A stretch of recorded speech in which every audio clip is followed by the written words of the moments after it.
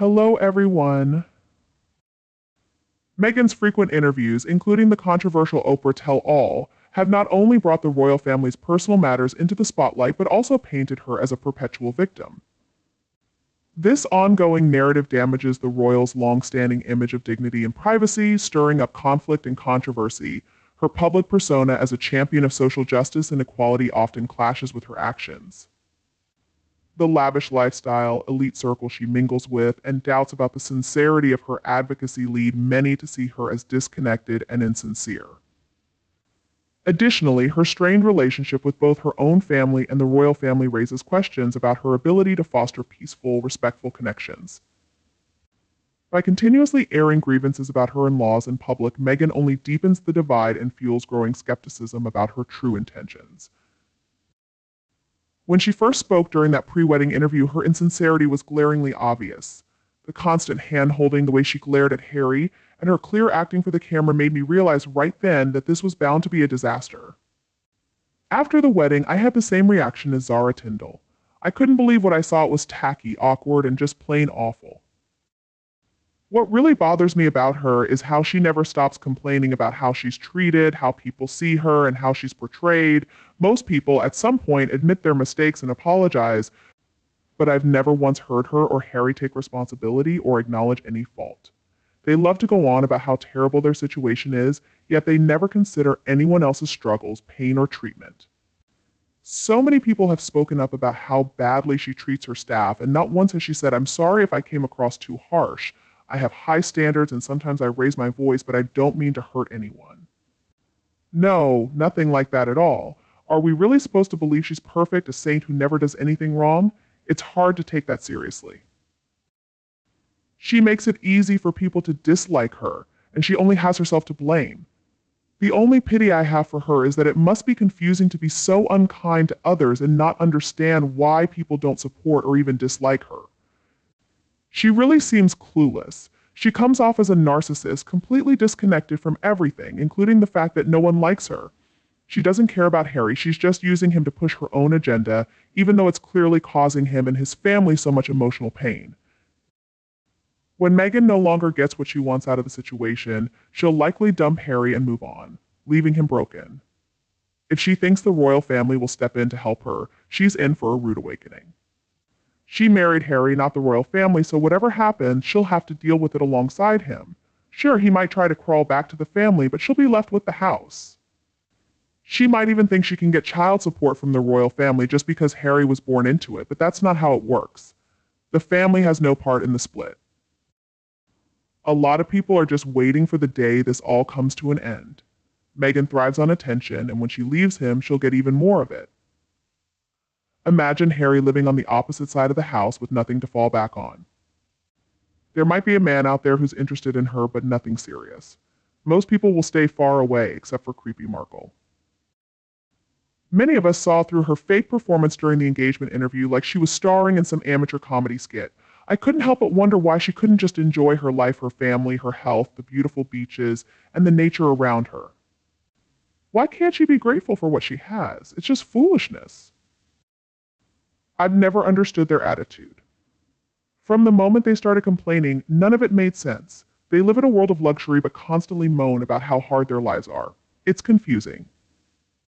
They've been given everything: status, wealth, and a platform to make a difference, and yet all they do is complain about how tough their situation is. They live in a multi-million-dollar mansion, fly on private jets, and have the best of everything, but somehow it's never enough. Their constant complaining feels completely out of touch, especially when most people are struggling with real problems like paying bills, finding jobs, and dealing with everyday life. It's as if they're totally unaware of their own privilege. On top of that, they always seem determined to outshine the other royals. Every event and appearance feels like it's all about them, as if they constantly need to be the center of attention. This overshadows the work and dedication of those who have spent their lives in public service without seeking constant praise. What should be a respectful display of the monarchy has turned into a spectacle thanks to their antics. The entitlement they display is astounding. They want all the benefits of being part of the royal family, but none of the responsibilities. It seems like they're trying to rewrite the rules to suit themselves. Their pattern of publicly airing grievances and dragging the royal family through the mud in interviews and documentaries is exhausting and misleading. They insist on playing the victims despite their incredibly privileged lifestyle, and it's hard to take seriously.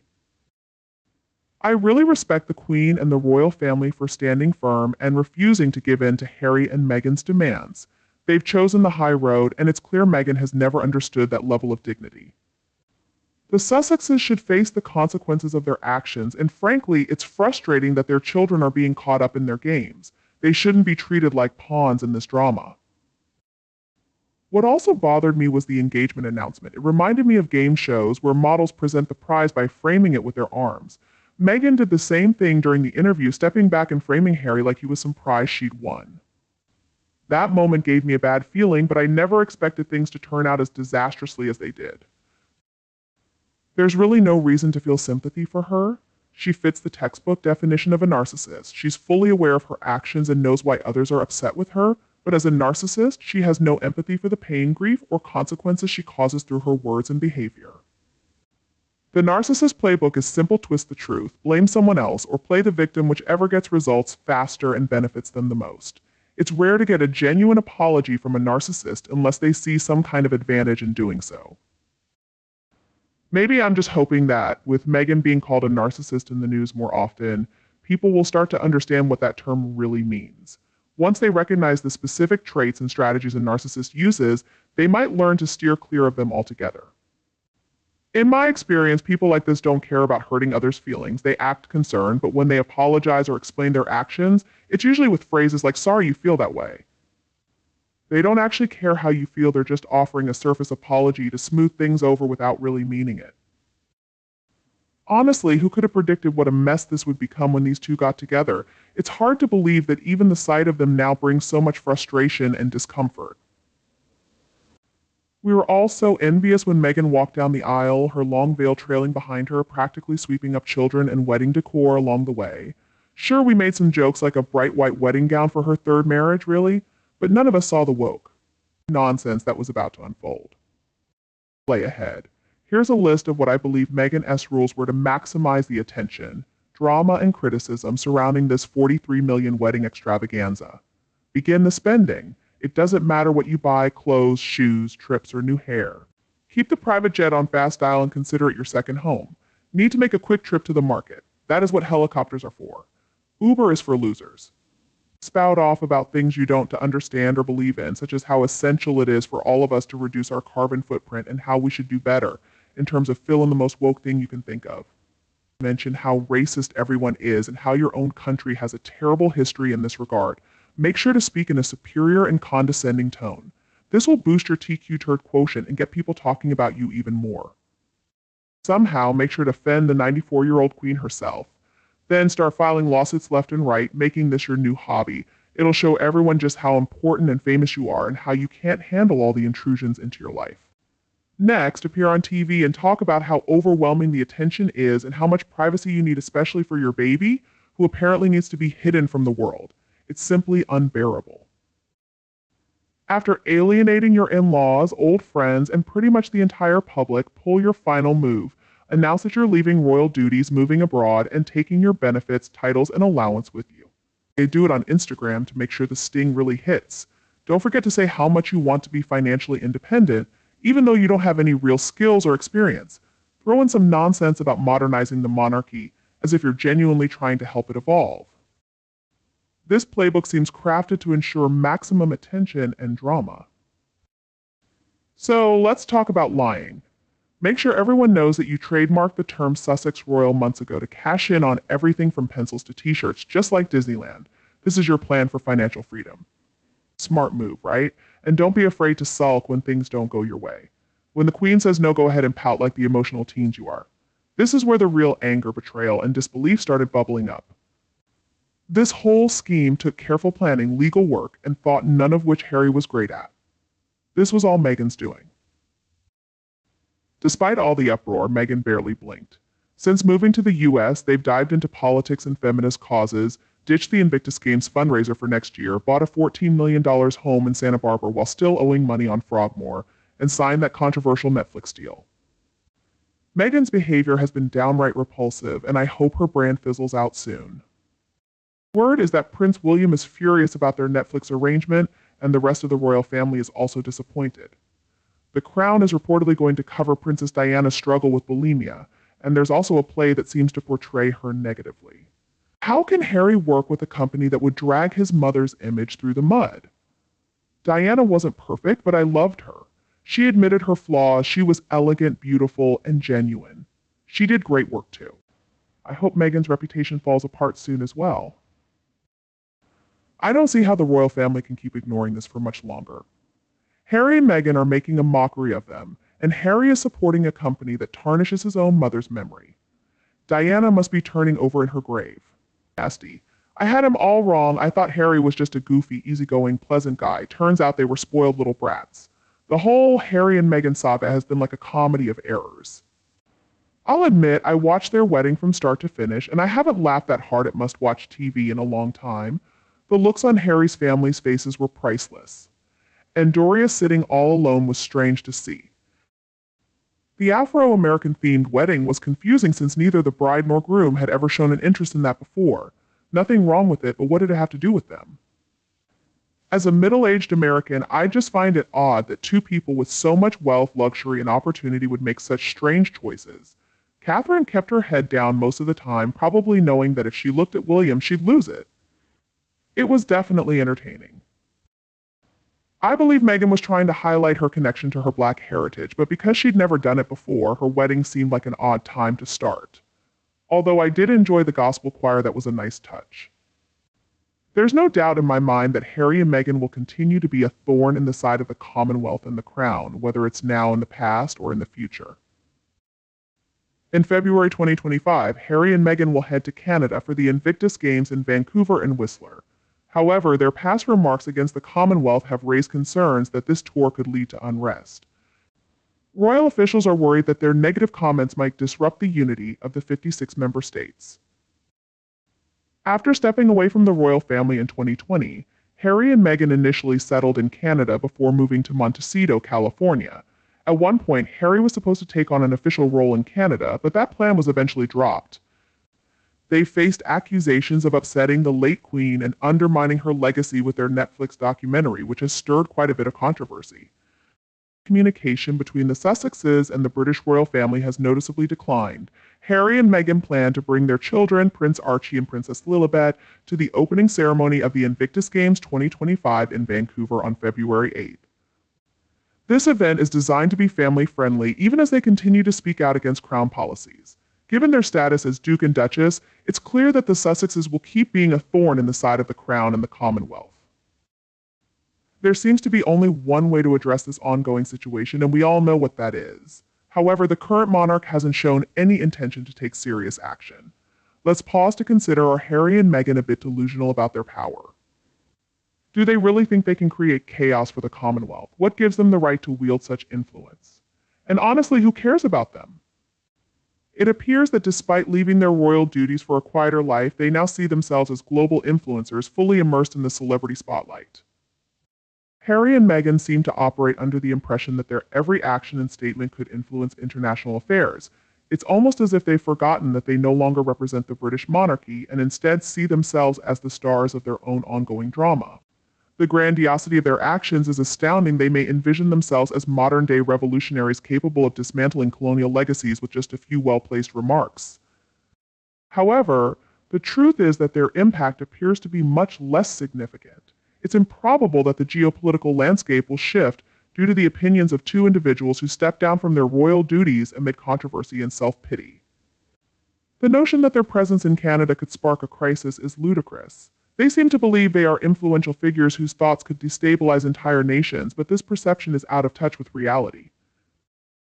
One has to wonder if they've ever considered the genuine significance and resilience of the Commonwealth, which was built over decades through diplomacy and cooperation rather than through the whims of former royals. Their lofty declarations and actions often get overshadowed by their personal dramas. Much of their narrative is consumed by family conflicts, revealing intimate details in interviews and airing public grievances, which obscures any genuine advocacy they claim to pursue. When it seems their primary focus is on airing personal grudges, it becomes challenging to take seriously their self-proclaimed roles as global changemakers. Their story is dominated by their personal experiences rather than a genuine commitment to meaningful advocacy. Harry and Meghan should seriously consider stepping back and returning to the background. They have become potentially disruptive, controversial, and problematic figures. The palace has not approved their tour, and the couple is no longer working royals, yet their antics resemble a contemporary soap opera, with each episode bringing new levels of self-importance and scandal. Meanwhile, the world grapples with pressing issues that deserve attention. It seems they revel in the chaos they create, almost as if they view their disruption as a form of virtuous activism. It's humorous that they insist on being seen as significant players on the international stage while lacking any official royal capacity. Their demeanor suggests they consider themselves to be representatives, despite the palace's lack of endorsement for their endeavors. They act as though they are merely playing dress up, believing that a borrowed tiara and a fancy title are enough to command respect and authority. This behavior is puzzling. What makes their actions even more audacious is the polarizing effect they have. They create division and hostility with their every move. They seem to thrive on controversy and discord, generating headlines without any real purpose other than to remain in the public eye. In essence, they have mastered the art of being difficult. It's as if they believe the amount of disagreement they stir up is a testament to their worth. This relentless pursuit of attention through controversy raises questions about their true motivations and the impact they want to have on the world. Harry and Meghan possess an astonishing sense of self-importance, despite the glaring inconsistencies in their own lives. They project an image of being the moral compass the world desperately needs, preaching about compassion while burning bridges with their own families. They lecture us on sustainability, all while jet-setting on private planes. For those who can see past their facade of righteousness, their hypocrisy is an endless source of material. Moreover, they have a troubling tendency to play the victim. They consistently position themselves as underdogs battling against injustice, despite their privileged status and immense wealth. This narrative could have been compelling if it weren't so transparently self-serving. Their complaints seem to grow increasingly trivial, yet they expect the world to empathize with their plight. If Harry and Meghan could step back and let their actions speak louder than their words, it would create a much healthier dialogue. Unfortunately, the humility and self-awareness required for that seem beyond their grasp. Instead, they remain disruptive figures, fostering division and viewing their personal dramas as having intrinsic value. Another point worth noting is how their situation contrasts with the competitors participating in the Invictus Games. While they appear to receive financial support, many athletes must cover their own transportation costs. How many of these competitors can actually afford to bring their families along for the upcoming competition? It raises questions about the equity of their supposed advocacy and the true meaning of support in the context of their actions. Archie and Lilibet have yet to take on any official roles with Invictus Games, and it remains unclear what contributions they might make in the future. If Harry and Meghan truly believe in their causes, it would be wise for them to put their money where their mouths are and use their resources to support these initiatives genuinely. The removal of titles from their children Archie and Lilibet could serve as a crucial turning point. It would eliminate any residual royal allure that the couple clings to, and the world would witness the stark reality of their situation. Without the sheen of royalty, they would merely be another celebrity couple vying for relevance, their claims to influence and importance significantly diminished. Imagine a scenario where Harry and Meghan are stripped of their titles. Suddenly, their pronouncements on global issues would hold the same weight as a horoscope from a tabloid. The truth about their self-proclaimed significance would come to light, revealing them as two grown adults pretending to hold importance, operating without the palace's support or legitimacy. In this new reality, their ventures would resemble a reality TV roadshow marked by increasingly desperate attempts to reclaim their former status. Without the backing of the monarchy, their activities would be seen for what they truly are: self-serving endeavors aimed at maintaining their presence in the media. Furthermore, without the titles, Archie and Lilibet would no longer be pawns in their parents' narrative, allowing them to grow up free from the complexities of royal expectations and pressures. Without the burden of royal titles, Archie and Lilibet would simply be children free from the weight of expectations that come with their parents' vanity. This shift could allow the public to see through the facade that Harry and Meghan have constructed, recognizing their continual attempts to fabricate significance through grandiosity rather than genuine merit. stripped of their titles, Harry and Meghan would have to confront the stark reality of their situation. The allure of royalty would no longer bolster their endeavors. Instead, they would need to rely on the actual substance of their ideas and projects. It raises an important question: if their environmental campaigns were stripped of the pretense associated with being a duke and duchess, would they still resonate? Many might doubt their impact, especially considering Meghan's apparent lack of understanding of the Commonwealth's principles and goals. Despite this, the consensus among much of the British public is that Harry and Meghan should not be welcomed back into the royal fold. Their presence would likely introduce more tension and difficulties than they are worth. Meghan's self-proclaimed authority on the Commonwealth is striking, especially given her evident disconnect from its mission. Her ability to speak so confidently about an organization she barely understands while using it as a platform for conflict and drama is nothing short of remarkable. It's a troubling testament to how far removed they are from the very ideals they claim to champion. It's easy to think Meghan believes her association with the monarchy grants her special insight into complex geopolitical issues. However, the notion of reintegrating Harry and Meghan to the royal family would be a monumental mistake. Inviting them back would be akin to letting foxes into the henhouse. Their history of creating stress and turmoil far outweighs any potential benefits they might offer. If they were to return, it would likely trigger an endless cycle of controversy, distraction, and unnecessary drama.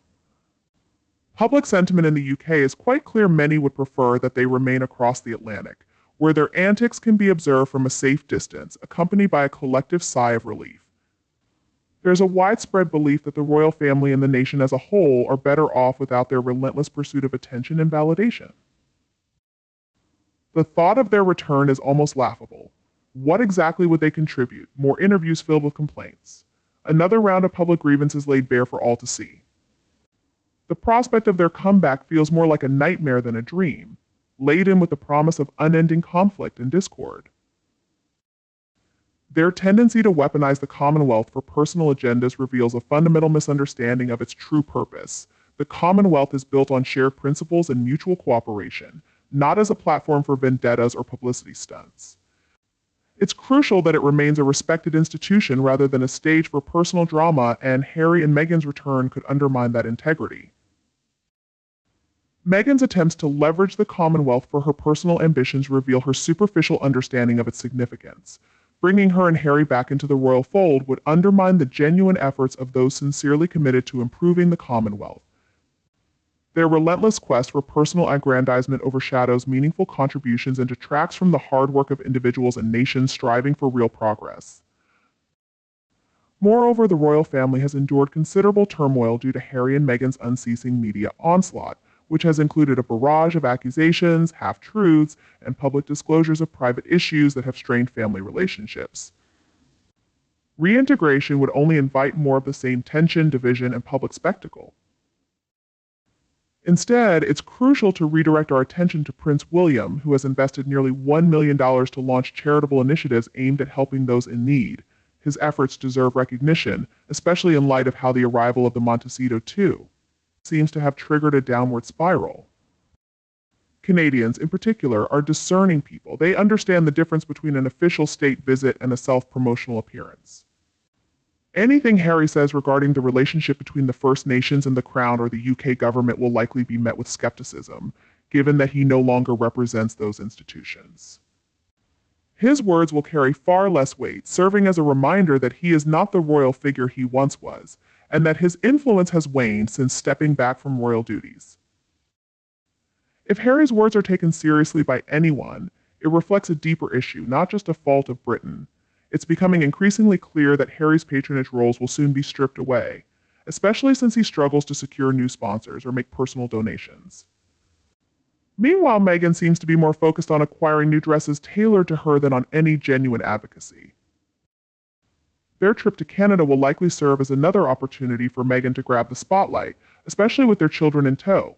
This seems more about diverting attention from their lack of substantive employment rather than any real commitment to causes. With Canadians unwilling to cover their security expenses, it falls to the Metropolitan Police to provide protection, which only adds to the absurdity of their situation. What should be a noble event, the Invictus Games, designed to unite injured veterans through friendly competition, has been overshadowed by their self-serving agenda. The essence of the games has been compromised, and it's unfortunate that their presence has turned it into yet another vehicle for personal promotion. The sooner this self-promotion ceases, the better it will be for the veterans the games were intended to honor. Their antics have become a spectacle, eliciting more eye rolls than genuine admiration. It's almost laughable to think that they believe they hold any real power in these situations when in reality their influence is waning.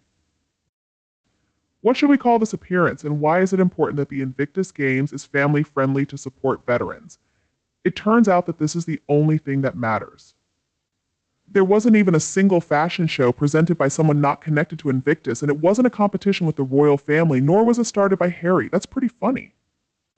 The Invictus Games Foundation takes care of all the expenses for their public relations appearances at the Games. Plus, Harry uses the brave, injured heroes from Invictus as part of the content he needs to produce for Netflix to earn his big paycheck. This is necessary for him to meet his Netflix obligations. Unfortunately, Harry seems to lack the qualities of bravery, honor, and dedication that we usually associate with veterans. However, it's not just Meghan who lacks understanding about the Commonwealth. Harry shares this ignorance too. The term Empire 2.0 is completely misleading. Being part of the Commonwealth is entirely voluntary. Countries have the freedom to join, leave, and then come back again. For example, Mozambique, which was never a British colony, is now a member. The organization exists to benefit all its members. Yes, the original members were from former colonies, and yes, the current monarch serves as the symbolic leader of the group. This is largely because the late Queen Elizabeth was a strong supporter of the Commonwealth. Whenever Meghan speaks, it's clear that she lacks knowledge. She doesn't research any topic. Instead, she just repeats catchy phrases. I find it hard to believe that some people are so uninformed. It's almost laughable to think Harry and Meghan might be put back on the sidelines if something goes wrong. Is the Crown supposed to see this as a threat to the Commonwealth and welcome them back to prevent them from trying to take control? There's a simple fix for Harry and Meghan's mindset. They think they can do whatever they want. They shouldn't be welcomed back under any circumstances. It's clear they can't be trusted. They have no right to claim to represent the Crown or the royal family, and participating in fake military tours doesn't give them any authority. They need to understand that they are not part of the royal court in any way, shape, or form. This will ensure they are kept far away from any royal involvement.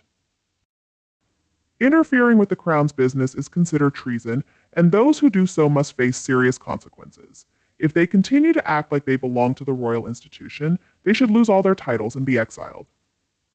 It's crucial to take swift and strong action if they keep pretending to be part of the royal family. The delusions that Harry and Meghan have must be met with the harsh reality. If not, the peace of the Commonwealth and the integrity of the Crown will suffer.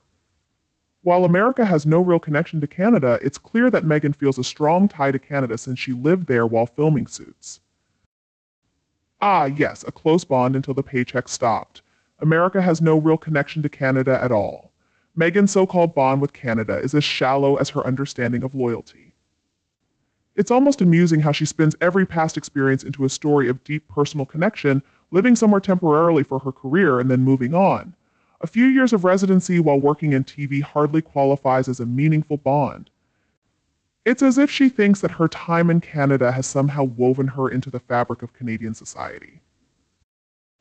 Meghan's relationship with Canada epitomizes opportunism. She used the country as a stepping stone and a convenient backdrop for her acting career, nothing more.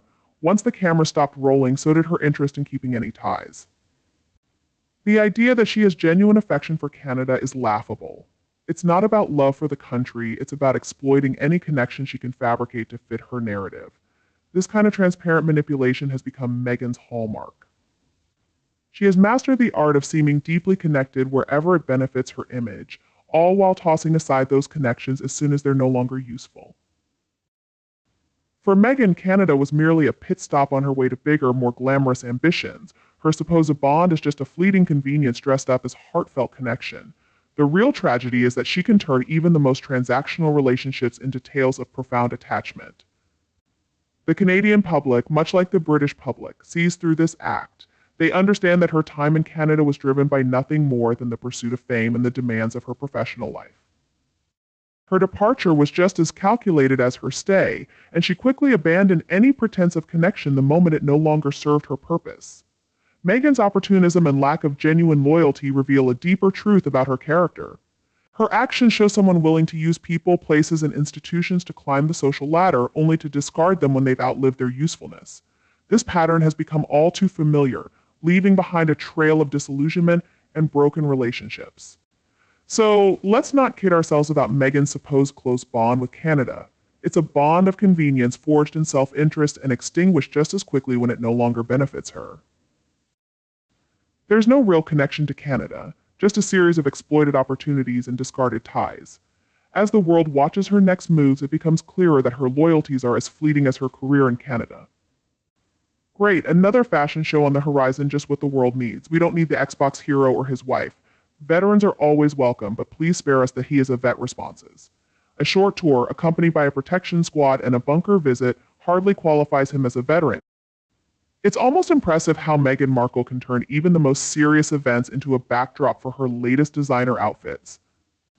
The Invictus Games, meant to honor veterans, risks becoming just another platform for her to showcase her wardrobe instead of highlighting the resilience and courage of those who served. Meghan, the queen of superficiality, has elevated every appearance to the level of a runway show. As for Harry's supposed veteran status, a single, heavily protected tour that feels more like a photo op than real service hardly qualifies him to stand shoulder to shoulder with those who have truly sacrificed. It's as if he's playing dress up, wearing the guise of a soldier without ever truly understanding the weight of that role. His claims to be a vet seem more like another attempt to hold on to a shred of relevance. Meanwhile, Meghan's focus appears to be on creating a spectacle rather than supporting the actual cause. Her tendency to turn every event into her personal catwalk takes away from the seriousness of the occasion. Veterans deserve the spotlight, not another media circus focused on Meghan's latest outfit. The king's role is mainly ceremonial, while the prime minister holds most of the executive power. In fact, the monarch's ability to make decisions is so limited that they can't even hire their own staff. Those appointments are made by the prime minister's office. This is why King Charles's response to Meghan Markle's alleged financial demands for her children is mostly ineffective. He wouldn't have the legal authority to make any binding decisions on that topic, no matter the circumstances. When it comes to finances, the British monarchy is incredibly wealthy, and it's not just because of inheritances. They have a sophisticated tax system in place, where the crown estate made up of various assets and investments generates revenue that goes to the treasury. Every year, the monarchy receives a payment known as the sovereign grant, which compensates them for their services. This funding covers the maintenance of the royal estates and the formal duties of the monarchy. Through this smart strategy, the monarchy maintains its financial stability without having to spend money it hasn't earned from its own resources. Additionally, the line of succession to the throne is more complicated than it may first appear. Many people believe that the throne simply passes from one generation to the next with the eldest son or daughter inheriting it. However, due to various obscure processes and loopholes, there are actually over 4,000 individuals in line to inherit the throne.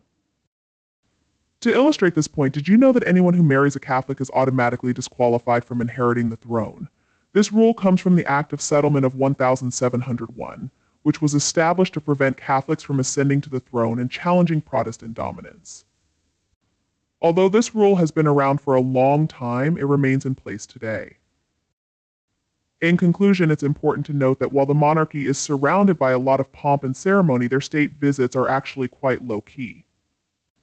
The public may see the grand processions and rituals that accompany these visits, but they're often unaware of the endless meetings, briefings, and paperwork that come along with them. In fact, the king's calendar is usually so packed that he has to rely on a system called palace hieroglyphics, a secret code made up of symbols and abbreviations to keep track of his commitments and discussions. This reality is quite different from the glamorous image portrayed in the media. Additionally, do you think Harry will ever grow up as a parent? Isn't it his responsibility to prepare his child for adulthood? Unfortunately, Harry seems to refuse to mature. As he approaches 40, it's time for him to take responsibility for his actions. He has received everything he needs to help him get ready for life, including a significant amount of money, while he and his wife chose to live in another country, away from royal duties. It's not a parent's job to keep their children occupied, and I believe Charles did more than what was expected of him. In this regard, there's a fundamental flaw in how the world works, and Harry is complaining about it because he wants money for doing absolutely nothing. I completely agree with Charles. The Queen also said that if you work for the firm, you'll be compensated for your efforts. But once you leave, you don't get paid, just like at any other job. At one point, I believe Harry wanted to return to the United Kingdom. It's possible he even made an offer to King Charles, but his father likely declined after Harry publicly criticized himself, his parents, his wife, and his oldest son, along with lying about various issues and sharing details about his brother's private life. It's hard to see why Charles would want Harry back under those circumstances. Also, having the venomous woman by his side wouldn't be appealing either. William might have some strong feelings about this situation as well. However, the family doesn't have to recognize Harry as a working royal. What Harry seems to be looking for is the reinstatement of all his privileges, including appointments to military positions and charitable organizations, as well as large sums of money. I even think he offered to become joint Prince of Wales and share the profits. What a bold move.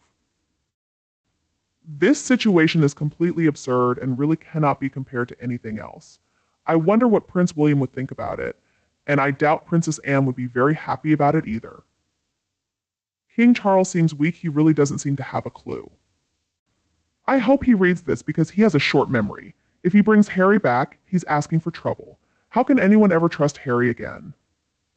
Since Sandringham and Balmoral aren't crown estates but personal properties of the king, he could technically allow Harry to live privately at either location. I believe this might be what happens. It's very unlikely that Charles will want Harry back in royal responsibilities or patronages, especially since he had the chance before and failed miserably. If anything like that occurs, it'll probably be because his wife, who is quite controlling, pushes him out, and then he comes crawling back with his tail between his legs, ready to eat a hefty slice of humble pie. It's hard to imagine how Harry could possibly build any kind of life for himself in this country, let alone find a place in the public eye. His best bet might be to try and get involved in some charitable work in Africa. That said, he has offended a lot of African nations, so I seriously doubt he'd be welcome there either. Wherever he goes, he seems to attract controversy. And speaking of controversies, Meghan's financial demands for their children from King Charles are troubling. Once again, she has exploited children, using them as pawns to generate money. Meghan has shown herself to be one of the most despicable individuals I've ever encountered.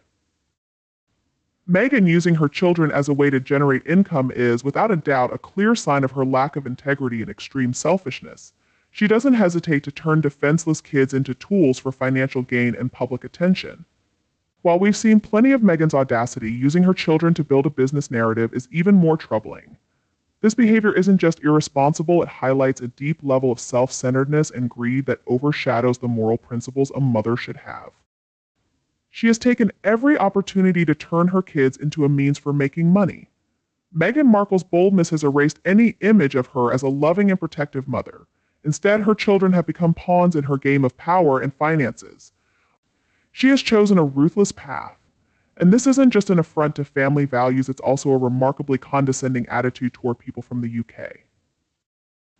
Even more concerning is the uncertainty surrounding her children. Is there anyone brave enough to say they've seen little Archie or Lilibet? Whose rights is she really claiming her own or her children's? Meghan's boldness has raised doubts to new levels. People wonder if her actions are truly for her children's benefit or just another way for her to cash in.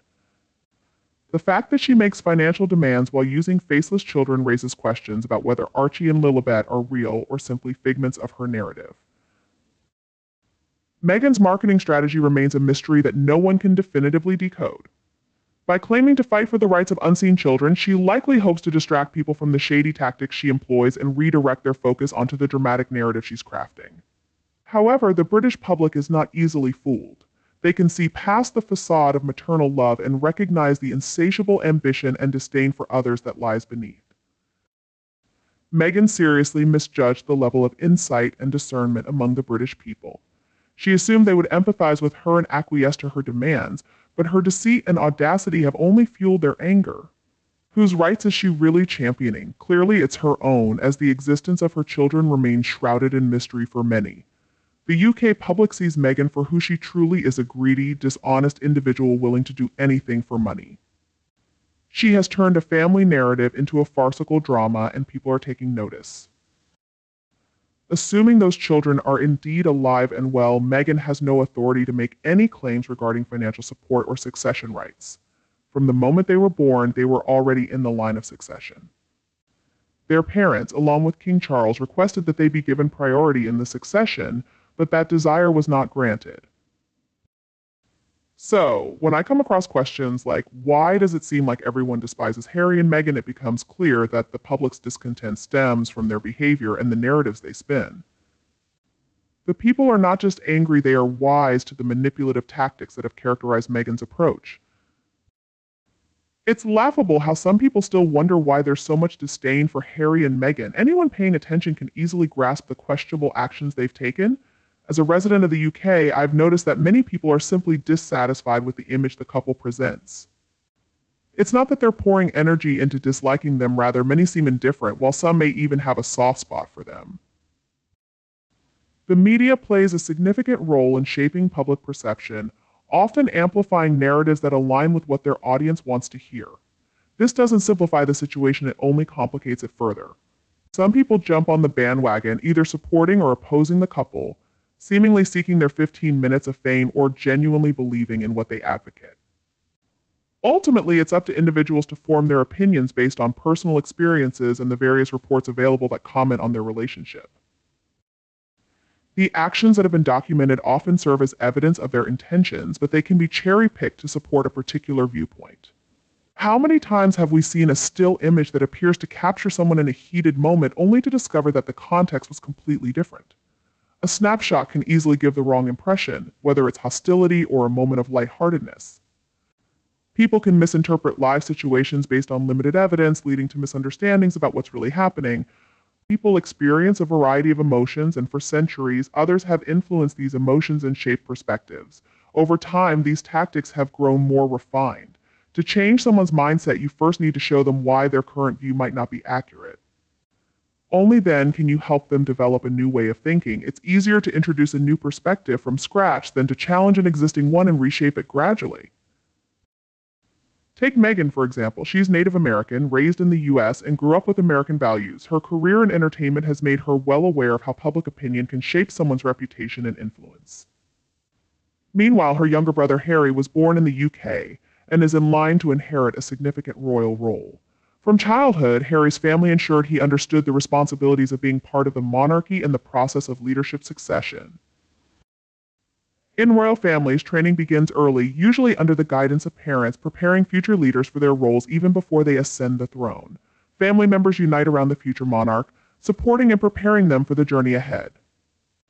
This dynamic gives new depth to the saying, "Blood is thicker than water." Finding a relatable example of this structure in everyday American society is challenging, as few comparable situations exist in a culture without such lifelong structured roles of leadership. Harry faced a tragedy that very few young boys experience. He lost his mother when he was just 12 years old. Although it was a heartbreaking accident, it remains a topic of public discussion even decades later. His mother's passing in 1997 shook the world, and the media covered it for months, with speculation surrounding her death continuing to this day. From the beginning, Harry's father and older brother understood the roles they were destined to play. As the second son, Harry had more freedom to explore different paths in life. He was expected either to support his brother or pursue his own passions as they grew older. Being the spare to the heir often provides more flexibility than what the first-in-line experience is. After his mother's death, Harry became the focus of international media, forced to grieve publicly while under the watchful eye of the world. His family supported him as best they could, and much of the British public rallied behind him during this difficult time, offering sympathy to the young boy navigating both personal loss and public scrutiny. Over the years, the public took a keen interest in Harry's relationships, hoping he would eventually find happiness and settle down. When a long-term relationship ended without leading to marriage, many felt deep sympathy for him. The comparisons between Harry and his older brother William were inevitable. While Meghan faced her own share of media attention, the scrutiny William endured, especially surrounding his romantic life, was far more intense and lasted much longer. When Harry finally announced his engagement to Meghan, it was met with widespread hope and joy. After several attempts at finding the right partner, it seemed Harry had found the one. At that time, both Harry and Meghan enjoyed significant public support, with many people excited about the idea of them, alongside William and Catherine, representing a modernized and relatable generation of the royal family. There was a shared belief that these two couples could help the monarchy evolve with the times.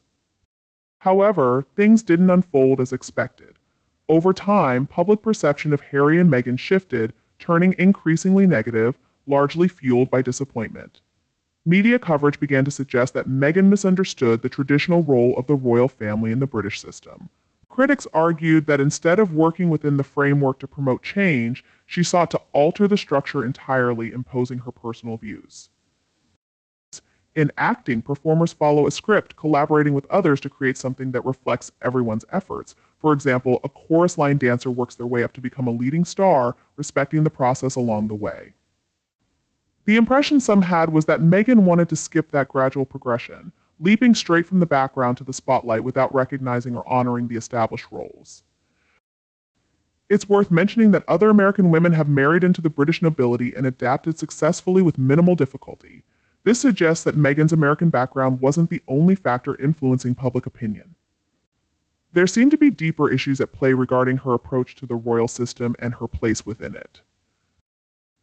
As time passed, Harry's behavior began to face more intense scrutiny. What had once been dismissed as youthful rebellion was now viewed less favorably in an adult approaching middle age. There was also growing criticism about Harry's apparent desire to be treated as his brother's equal, which some saw as unrealistic given their different roles within the monarchy. Explaining these dynamics to someone outside British culture can be challenging. From an American point of view, it might be like the vice president trying to overshadow the president during an official event. In the UK, Queen Elizabeth II and her husband Prince Philip exemplified teamwork for more than 70 years. While Prince Charles's first marriage was troubled, his second marriage demonstrated the same spirit of cooperation, mirroring the partnership seen with his parents. Similarly, Prince William and Catherine also embodied unity, showing their support for both the monarchy and the family as a whole. The hope was that Harry and Meghan would continue this collaborative spirit, reinforcing family ties by working alongside William and contributing to the family's efforts across generations. However, when Harry chose to chart his own path, it led to disappointment. What followed made things worse. Harry and Meghan began publicly criticizing the royal family, the church, and the people of the UK. Their comments were framed as personal truths and perspectives, but they were perceived by many as thinly veiled attacks. The couple's interview with Oprah included several innuendos that sparked controversy. Many of these statements were analyzed in light of existing UK laws and media reports, leading to public debate over the accuracy and fairness of their claims. Many of the claims made by Meghan and Harry were later fact-checked, with several found to be inaccurate. Meghan, in particular, was revealed to have held positions of trust and authority that she had denied, exposing inconsistencies in her statements. In the UK, the phrase being courteous with the truth is often associated with politicians, as people generally expect politicians to bend the truth. However, the royal family is expected to remain outside the realm of politics, which makes dishonesty from its members especially troubling. This difference highlights the difficulty of drawing comparisons between the UK monarchy and American institutions. The closest analogy in American history might involve contrasting figures like Paul Revere and Benedict Arnold. Both were respected military leaders and both played notable roles in the US military. However, after 1780, Benedict Arnold became infamous as a traitor for joining the British Army, marking a complete reversal of public opinion toward him. In a similar way, Harry's reputation shifted dramatically. For most of his life, he was steadfast in his support for his grandmother, Queen Elizabeth II, and remained loyal to his father. He also had a close bond with his brother, William. But after 2018, things changed. Harry distanced himself from his brother, turned against his father, and effectively ended the strong relationship he had with his grandmother, who had been a key figure of support for him throughout his life. Many believe that his decisions were driven by the desire to establish a new life and financial independence in the United States, even if it meant breaking away from the family that had once been his foundation. Harry and Meghan distanced themselves from the royal family not because of insurmountable conflicts, but seemingly because they didn't get what they wanted. Their departure appeared calculated with the intent to damage the British monarchy. From the beginning, it seems Meghan had no intention of staying in the UK, moving back to the US, and framing herself as a victim of racism and mistreatment both by the royal family and the public was always part of the plan.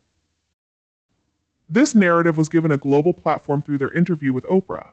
However, instead of asking critical questions as a journalist might, Oprah simply accepted Meghan's version of events at face value, presenting it as the truth rather than just her personal experience.